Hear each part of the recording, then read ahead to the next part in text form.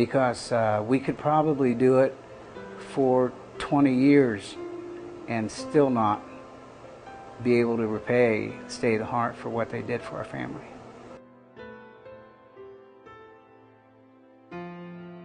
I feel like it's a privilege that families allow me to come in their home at the worst times in their life. Until Dad became diagnosed as terminally ill, and after we found out we just didn't have the expertise to deal with it and needed some assistance, that's when we found out exactly that it's just a little bit more than an envelope at the funeral home.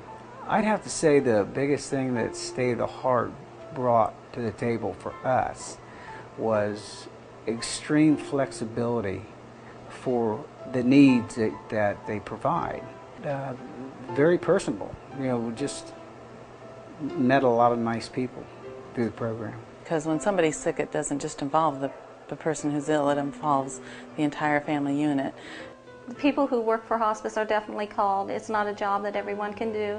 It's something that you just have to, a feeling, it's a very gratifying job, and I think it's something that you have to be called to in order to do. Not everyone can do that type of work. And they just seem to be able to do it with much more ease, and the background they had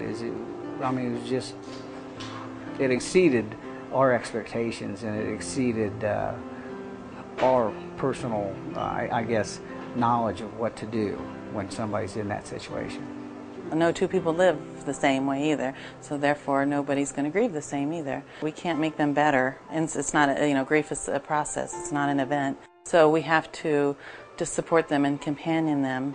A patient can be a patient at any home they choose. They can be in a nursing facility, an assisted living, wherever the patient calls home is where we go. In that short period of time, they delivered an unbelievable amount of information and quality that had no price on it.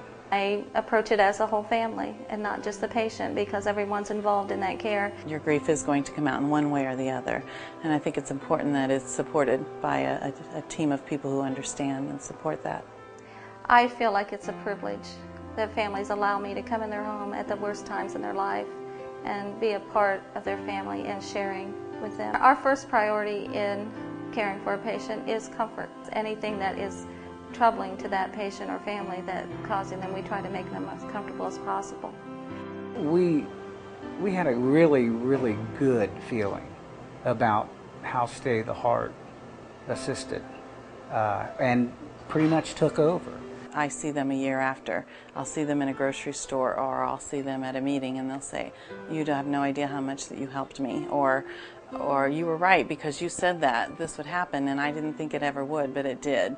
Because you have to say hello to your grief before you say goodbye.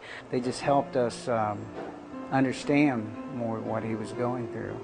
Your dad's always supposed to be around, and sometimes they have to leave.